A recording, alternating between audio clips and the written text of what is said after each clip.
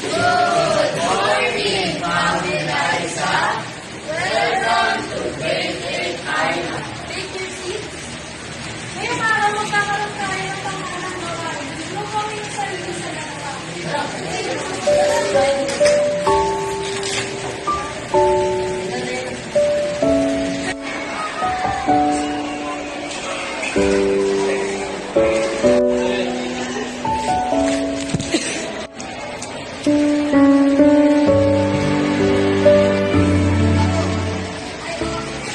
Okay ka lang ba? Natisod lang ako, kaya ako nagagawa. Pero maraming salamat dahil tinulungan mo ako. Ikaw lang ang unang taong tumulong sa akin. Salamat din. So ba ako ng pinakamasakot? Bakit? Kasi lahat ng tao umiiwas sa akin dahil tahimik yung ako. Ganun ba? Kawawa ka naman.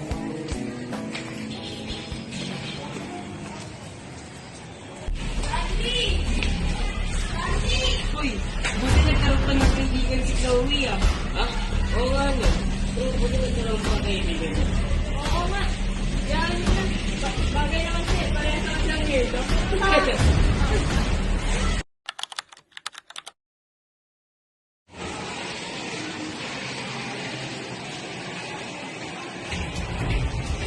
Ay, Chloe. Halika dito. Oo nga pala.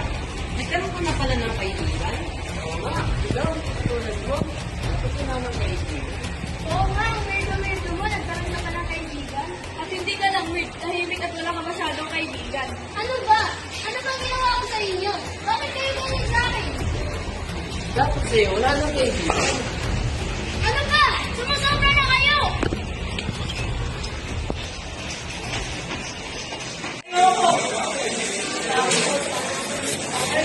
Chloe, ba't ka umiyak? May mga umawal sa akin. Sino? Hindi lang kaya. Okay lang yan. Pagsusunod natin yung kanila. Makakapaka. Ngayon, subukan natin sila. Ma'am! Ano nangyari? Bakit kayo nagkakagulo? Si Chloe ko na binulitutan. Sino? Hindi ko ba alam ng mga yun? Alam mo ba kung saan section? Ano ba? Sige, gagawa ko ng paraan. Maraming salamat po.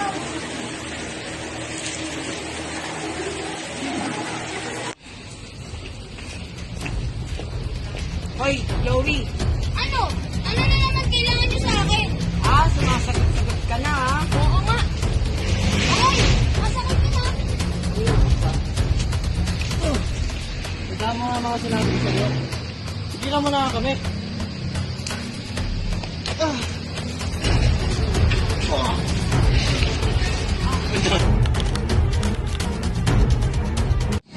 Sana yung ginawa ulit mangyari sa atin yun. Oo nga. Ilang araw na kahit din. Kapalagay ko, ano lalo ng ginagawa natin. Kailangan na natin manghingi ng tawad sa kanila. Oo nga, kailangan natin magiging ng tama. Oo nga, tama ka. Ang manghingi ng tawad sa kanila. Tara, pabunin natin sila.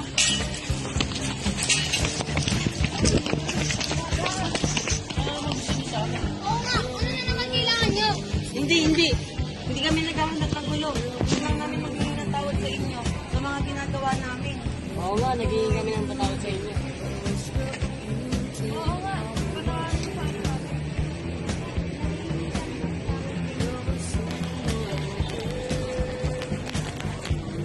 Ito ba yung mga nangingisi sa'yo?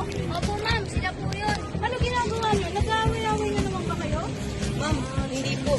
Nangingi lang po kami ng tawad dahil po sa mga ginagawa po namin sa kanila. Kung gano'n, mabuti. Hindi na uulitin ito. Opo, ma'am. Nangingi po kami ng tawad.